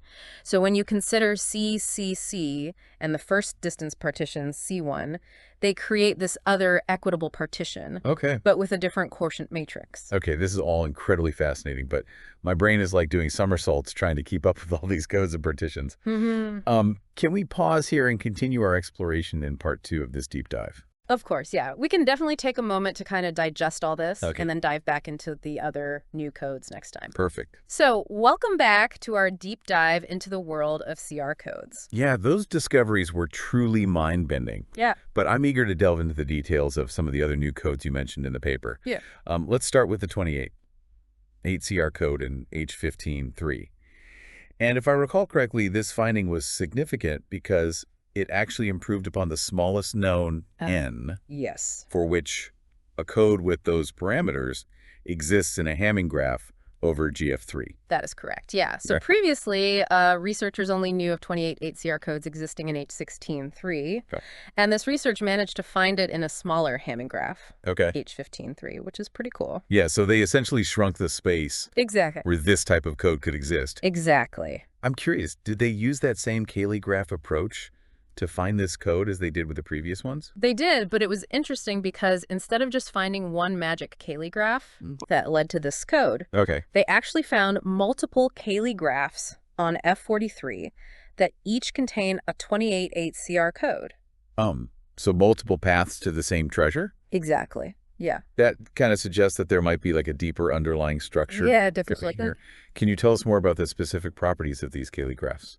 Yeah, so each of them is defined as the coset graph of a linear code with a unique check matrix. And the paper gives you examples of two such matrices. It's to show you the diversity of the Cayley graph structures that can harbor these codes. So the world of Cayley graphs is like a treasure trove. It is. Of mathematical secrets. Yes. Each graph can kind of unlock new codes. Totally, yeah. Okay, but let's shift our focus from the graphs to the codes themselves. What can you tell us about the structure of these 28CR codes? Do they have any unique characteristics? Yeah. So one of their structural properties is what's called their inner degree, which is the number of neighbors that a code word has within the code itself. And for these codes, the inner degree is 2. So each code word is connected to 2 other code words within the code. Exactly. Does that create any interesting patterns or arrangements within the code? It does. So it means that the subgraph induced by the code, meaning the graph formed by just the code words and the edges between them, is a union of cycles. Cycles. So we're talking about closed loops within the code itself. That's exactly what it is. Oh, that's interesting. Okay. Yeah, and the lengths of the cycles can vary depending on the Cayley graph that the code comes from. So they found codes where the cycles had lengths of 6 and 12, and others that had lengths of 6, 4, 4, and 4. So a variety of configurations possible. Does the paper speculate at all about whether, like, larger cycle lengths might exist in H15.3? Yeah, they do mention that the length of cycles in codes induced in H15.3 could potentially be larger than what they've observed. So it's an area for further research. Oh, another mystery to unravel. So it seems like every discovery in this field just opens up more avenues for exploration. Now, I'm also curious about that open question that the paper poses regarding the existence of a 28-CR code in H14.3. What would be special about this code if it were to exist? So if it were to exist, it would actually have to be what we call an independent set, meaning that no 2 code words in the code would be adjacent, so they wouldn't be directly connected by an edge. So very spread out. Okay, cool. Yeah. That would be an interesting one to find. All right, so let's move on to the 35, 10, and 25. 20 CR codes in H19.3. What can you tell us about these discoveries? Okay, so these were pretty significant because, similar to the 28 case, they improved on the smallest known n for which codes with these parameters were known to exist in H13. And so prior to this research, those codes were only known to exist in H23. So yet again, they've managed to find these codes in smaller Hamming graphs than previously thought possible. Yeah, it's really cool. It's like they're really pushing the boundaries of where these codes can hide. It is. And did their success stem from that same systematic search through Cayley graphs It did. that they used in the other discoveries? Yes. So they actually found one specific Cayley graph on F43 that contains both of these codes, which is really cool in itself. And this graph is defined as the coset graph of a linear code with a specific check matrix. And they actually give that check matrix in the paper. So a single Cayley graph harboring 2 distinct it's pretty cool. and remarkable codes. Yeah. It's really impressive. I'm curious, does this particular Cayley graph have any interesting structural features that might explain why it contains these codes? Yes, it does. So it has a large automorphism group, which basically means it has a lot of symmetry in the graph. And it also has 4 distinct edge orbits, meaning there's 4 different types of connections between vertices in the graph. Okay, so a lot of intricate structure packed into this one graph. It's no wonder it could hold these hidden codes. Yeah, that's true. Okay, now shifting our focus to the codes themselves. Do the 35, 10, and 20 CR codes have any unique characteristics that set them apart from the other codes that we've talked about? Yeah, they do. So the 3510 CR code actually has a very specific structure where the subgraph induced by this code has degree 3. Meaning that each code word is connected to exactly 3 other code words. Okay, so like a similar concept to the 28-ER code. Yes. Where that induced subgraph was a union of cycles? So does this degree 3 structure lead to like a similar pattern of interconnected code words? It does, yeah. So the connected components of the induced subgraph have sizes 6, 4, 4, and 4. Okay, so I'm picturing these like 4 clusters of interconnected code words, right? Uh-huh, exactly. Do the clusters themselves have any specific structure or arrangement within the overall code? Yeah. So the 3 clusters of size 4 actually each form what's called a clique, meaning that all the vertices within each of those smaller clusters Okay. are directly connected to every other vertex within that cluster. Oh, okay, so we've got cycles in the 28.8 code Yeah. and now clicks in the 35.10 code. Exactly. It's just fascinating how these different structural patterns are emerging within these CR codes. It seems like coding theory is full of surprises. It really is. And just as with the other cases, the paper does raise open questions about these codes as well. Of course. So they ask whether a 3510 CR code might exist in H18.3 Okay. and whether a 2520 CR code Sure. might exist in HAM3 for an equal to 16, 17, or 18. Okay, so more challenges for the code hunters out there. What would be particularly interesting about these, like hypothetical codes, if they were to exist? Okay, so if they were to exist, they would have some really specific structural properties. Okay. So, for example, a 3510 CR code in H18.3 would have to be what we call a union of independent edges. Okay, so very specific arrangements within those Hamming graphs. Exactly. It's amazing how much information we can glean about their potential structure It is. even before we find them.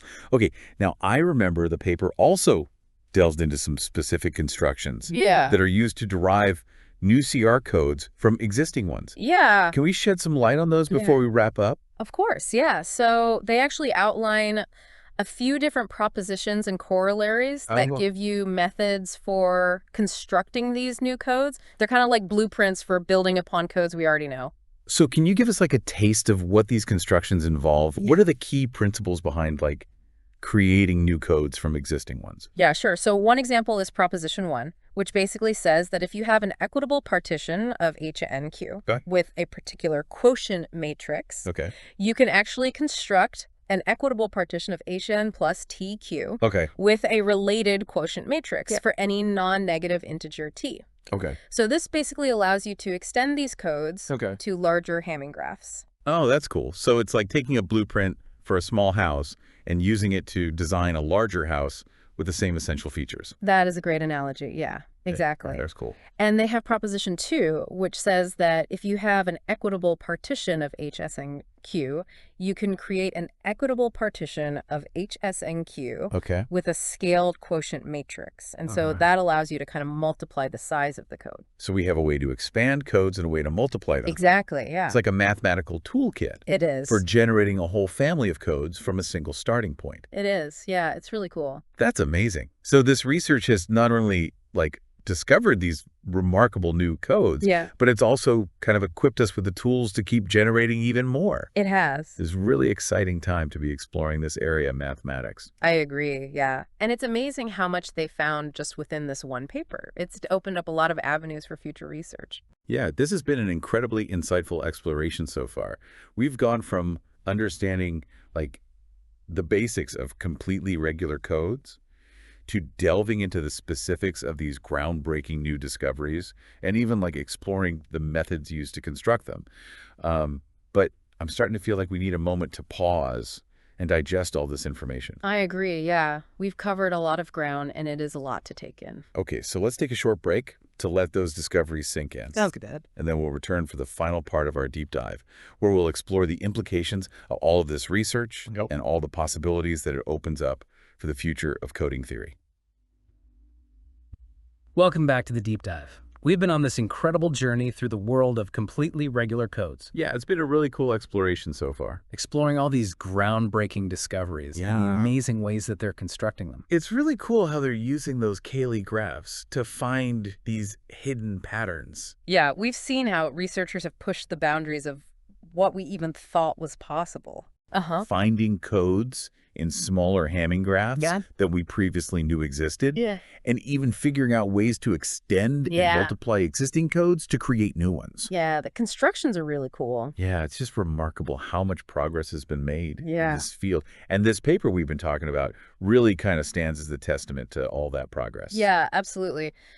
But before we wrap up, I kind of want to shift gears a little bit and Okay. talk about the bigger picture. You know, Great. we've been really deep in the technical stuff, Yeah. but what does all this mean? Why should we care about these codes? Yeah, that's a great point. So it's not just about like these elegant mathematical structures, right? Right. It's about ensuring that our digital world functions smoothly and securely. Exactly. Yeah. Yeah. So the reason why these codes are so important is because they form the foundation of Excellent. our ability to transmit information Right. and store information reliably, securely, and efficiently. Gotcha. So every new discovery in this field kind of brings us closer to a future where like data flows seamlessly and errors are corrected without us even having to think about it, and knowledge is just accessible to everyone. Exactly. Yeah. And a lot of these technologies that we rely on, you know, our communication networks, Mm. data storage systems, encryption methods, Right. they're all underpinned by these codes. That's amazing. It's like we've been exploring the building blocks of this more reliable and secure digital future. Yeah. Now, the paper also mentioned a connection between CR codes and this other area of mathematics called strongly regular graphs. Yeah. Or SRGs for short. Okay, SRGs. Can we delve into that connection a little bit more? Sure. So strongly regular graphs Yeah. are a special type of graph that have some very specific properties. They have a lot of regularity, a lot of symmetry. They're really cool objects to study. Okay. And so the researchers wanted to see, okay, what about CR codes within these strongly regular graphs? Okay, so it's like patterns within patterns. Yeah, exactly. Did they find any cool connections? Yeah, so they were actually able to classify what are called feasible parameters Okay. for CR codes within these SRGs, Yeah. which gives us some really valuable insights into the potential existence and structure of these codes. Oh, that's cool. It's like creating a roadmap for future code hunters, Exactly. pointing them towards the best places to search. Precisely. Okay, and before we conclude our deep dive, Yeah. I want to circle back to those open questions that we've been talking about, Okay. because it seems like every discovery in this field generates even more questions. It does. Math is kind of like that. It's like this endless frontier. Yeah. The more you learn, the more you realize how much more there is to learn. Exactly, yeah. So they had a few really good open questions that I think would be great for other mathematicians to pick up. Okay. You know, they asked about that 28.8-CR code in H14.3, Okay. whether a 3510-CR code could exist in H18.3, Right. and whether a 2520-CR code might exist in HN3 or equal to 16, 17, or 18. So, like, mathematical riddles Yeah.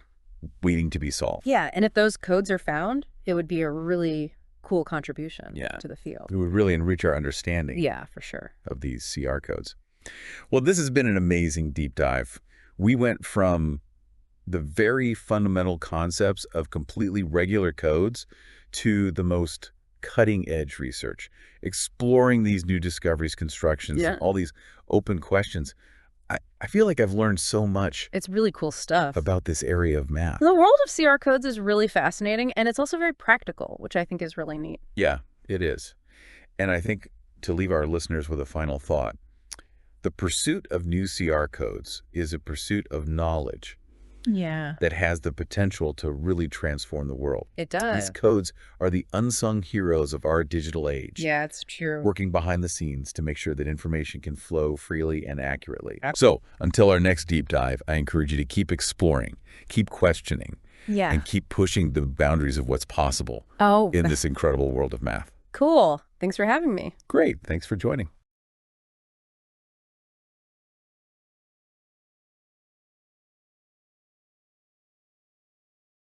Welcome back, everybody. Yeah. We're diving deep into completely regular code. Yeah, completely regular codes. And we're going to be In Hamming graphs. in Hamming graphs, right? Yeah. And this is so cool because they found some new codes Some brand new codes. that have never been seen before. Uh-huh. So It's really cool stuff. before we jump into the paper, Okay. can you just remind us, like, the very basics? Sure. What are completely regular codes? Okay, so completely regular codes are essentially just a way of arranging code words Okay. within a graph so that they have a really nice structure. Okay. We're going to be talking about graphs where each vertex is a code word and a completely regular code is arranged so that if you look at any two vertices Okay. in the same cell of the partition, they have the same number of neighbors in every other cell. So it's like a nice neighborhood. Yeah, exactly. Everyone's got the same number of friends. Yeah. in each of the other neighborhoods. That's a great way to put it, yeah. And why do we care about these? Well, for a couple of reasons. So one of the reasons is that it leads to really efficient algorithms for like decoding and things like that. Okay. So it makes the process of decoding very efficient. But also it's just a really beautiful mathematical structure. Oh, okay. And it has a lot of interesting properties. Okay. And connections to other areas of mathematics. Okay, so where do Hamming graphs fit into all of this? Okay, so a Hamming graph. I know they're like a big deal in coding theory. Yeah, absolutely. Yeah. So a Hamming graph is a way of representing words. Okay. So we think about code words as just being like strings of letters. Uh-huh. And a Hamming graph represents each word as a vertex. Okay. And two words are connected by an edge if they differ in exactly one coordinate or one letter. So I'm picturing like a giant multi-dimensional crossword puzzle. Yeah. Yes. Exactly. Okay. So, and the researchers in this paper, they're focusing on finding these completely regular codes inside of Hamming graphs. Okay. But to do that, they're actually using Cayley graphs, which is kind of a clever technique. Cayley graphs, I vaguely remember those from abstract algebra. Yeah. So a Cayley graph represents a group. Yeah. So a group is just a set of objects that has an operation that combines those objects. Yeah. And so the Cayley graph represents each object as a vertex and the group operation as edges. Okay, can we just do like a really small example? Sure. Let me remember. Yeah, let's imagine a clock face Okay. with the numbers 1 through 12. Uh-huh. And so that's our group. Okay. Our operation is addition of hours. Okay. So if I say 1 plus 3 hours, Yeah. that's 4. Right. In the Cayley graph, that would be represented by an edge connecting vertex 1 to vertex 4. Okay. Okay. Okay, got it. Yeah. So how are Cayley graphs related to Hamming graphs?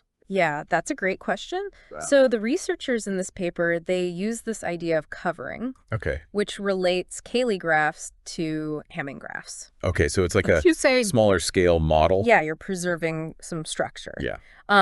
From a larger graph to a smaller graph. Okay, cool. Yeah. So in Lemma 1, they actually establish this connection. Okay. They say if you have a homomorphism from one group to another group, which is just a mapping that preserves the group's structure, Uh-huh.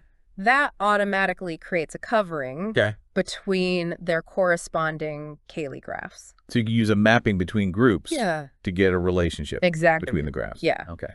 And then in Corollary 1, they actually apply this to Hamming graphs. Okay. So they say that you can take a Cayley graph over a finite field, which is just a Cayley graph on the additive group of a vector space Uh-huh. over a finite field. Okay. And that can be covered by a Hamming graph. Okay. So we're working with words made up of numbers from a finite field, Wow. and then the connections between them represent differences in single digits, just like in a Hamming graph. Yeah. Yeah. And so what's really cool about this is that Lemma 2 tells us that if we find a completely regular code in a Cayley graph, Okay. we can just lift it to the Hamming graph and get a completely regular code in the Hamming graph Oh, that's cool. with the same parameters. So they've kind of found a shortcut Yeah, exactly. using Cayley graphs. Yeah. They're working in a smaller world, Uh-huh. and then they can just lift their results up Okay, cool. to the bigger world. I'm really excited to see what they found. Yeah, me too. But before we jump into that, Okay. Can you tell me about how they're actually constructing these codes? Yeah. So there are several propositions in the paper Okay. that show ways to construct new, completely regular codes from existing ones. Okay.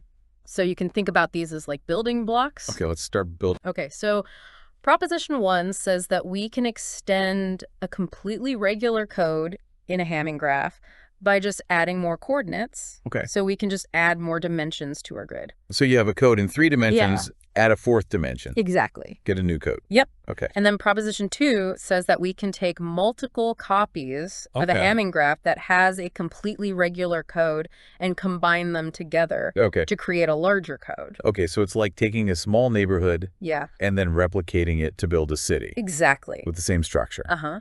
Okay. And then there's Proposition 3, which is a bit more complicated, Okay. but it's called the splitting construction. Okay. I'm intrigued. How does this splitting construction work? Okay, so imagine we start with an equitable partition Oh. in a Hamming graph, Mm-hmm. and then we manipulate things in a certain way Okay. to create a larger Hamming graph Uh-huh. and use the properties of that original partition to construct a new equitable 2 partition in the larger graph. So it's like splitting something apart Yeah. to create something new. Exactly. Okay, can you give me a little more detail about like how that manipulation works? Sure. So essentially, we're exploiting the relationships between vertices Uh-huh. in that original partition, Okay. and we're adding in new vertices Okay. in a very careful way Okay. in order to create a new partition Okay. with the properties that we want. Okay. And then you mentioned this idea of like S-faces. Yeah. Like what are those? So an S-face you can think of as just being like a smaller Hamming graph Okay. that's embedded inside of our bigger Hamming graph. Uh, And so if our code interacts with these S-faces in a specific way, okay. we can use the splitting construction Okay. to create even more new codes. Cool. And then corollary 2 shows how we can apply the splitting construction to independent CR sets. Okay. And remind me, what are independent CR sets? So an independent CR set is just a set of code words where no two code words are adjacent in the graph. Okay. So that means that like every code word kind of has its own space. Okay. And so that can be useful in certain applications. Okay. So we've got these building blocks Yeah. ready to hear about the codes. Let's get to it that they found. Okay. So each of the new codes that they found is described by what's called its intersection array. Okay. And the intersection array basically just tells us how the code words are distributed within the Hamming graph. Okay. And then they also tell us the specific Hamming graph Okay. where the code was found. And how do they denote that? Yeah, so they use the notation HNA3. Okay, what does that mean? So the N represents the number of coordinates or letters that are in each word, and the 3 indicates that each coordinate can take on one of 3 possible values. Okay. So usually we represent those as 0, 1, and 2. Okay, that makes sense. Yeah. So what were like some of the cool ones that they found? All right, so one of the cool ones they found was a 10.8 CR code in H73. Okay. And that was actually a previously open question for CR1 codes in HF3. Hold on. Remind me what a CR1 code is. Right. So the CR stands for covering radius. Okay. And the covering radius is just the maximum distance any point in the graph can be from a code word. Okay. So CR1 means that every vertex in the graph is either a code word or it's adjacent to a code word. Okay, so it's like making sure that every point is within arm's reach. Yeah, exactly. It's like everything is covered. Yeah. And so in this case, they were looking for a CR1 code with this particular intersection array Okay. and a Hamming graph over GF3. Okay. But the problem was that there was no Cayley SRG over GF3 with the right properties. Okay, so a strongly regular graph. Right. Yeah. And so they had to look at simple Cayley graphs. Okay. And they found one on F43, which is a larger vector space. Okay. And they were able to use that to construct this 10-up CR code. Oh, wow. So they really had to think outside the box for that one. Yeah, they had to get creative. Okay, cool. Yeah. What other cool ones did they find? So another really cool one was a 21.4 2021 CR code in H11.3.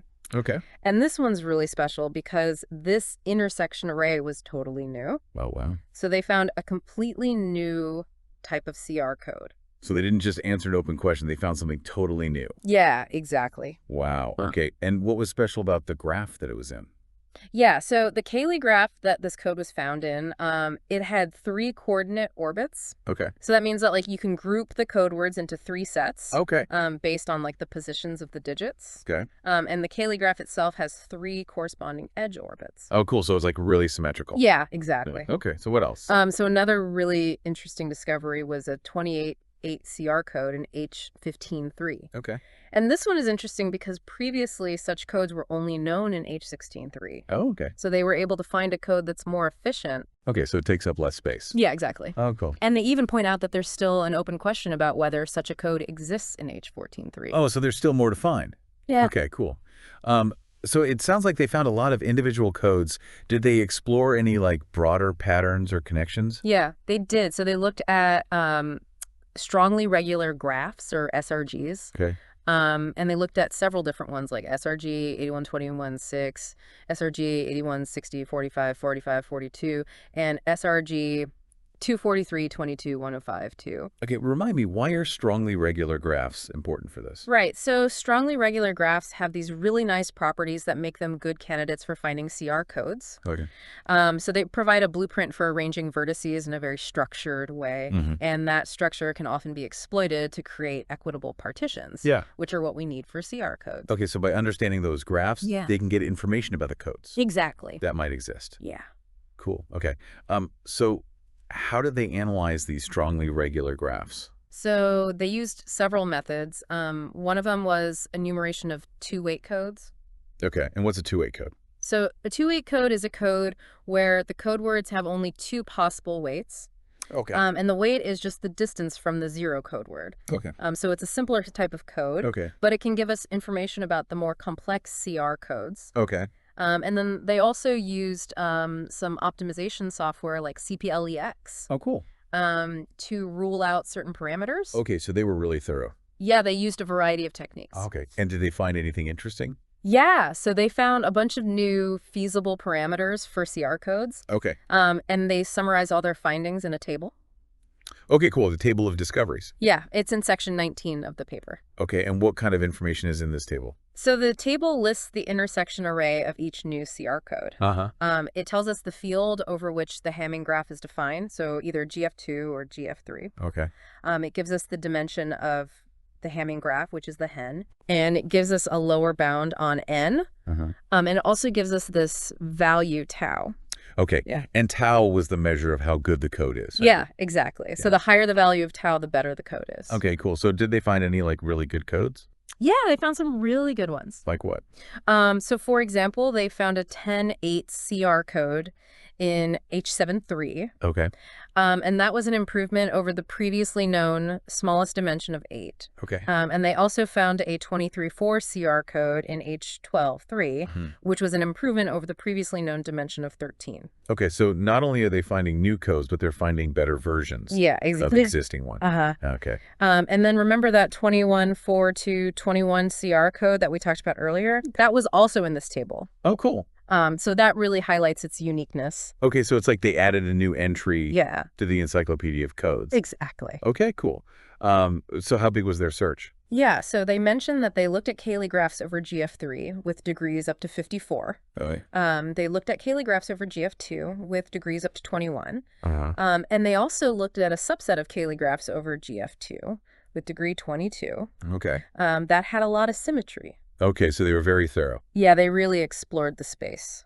Cool. Okay.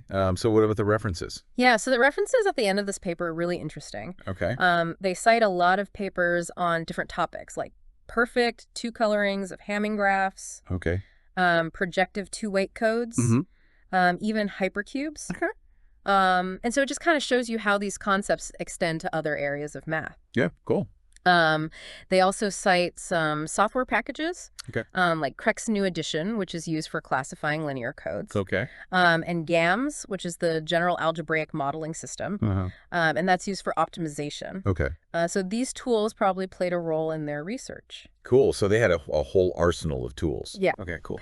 And then lastly, they cite a chapter in a book that's coming out soon. Oh, cool.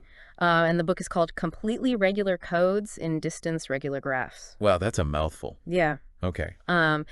And so this book is going to be like a really comprehensive resource on CR codes. Okay. So if you're interested in this topic, I would definitely recommend checking it out. I will definitely check it out. So I know we're running out of time for today. Yeah.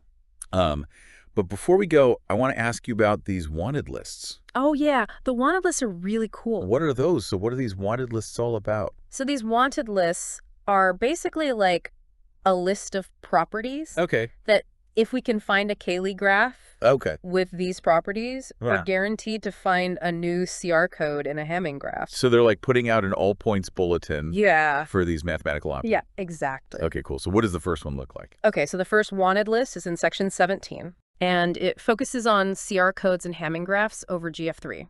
Okay. So GF3 is just the field with three elements, 0, 1, and 2. Yep. And we do addition and multiplication modulo 3. Okay, like clock arithmetic. Yeah. But only 3 hours. Exactly. Yeah, cool.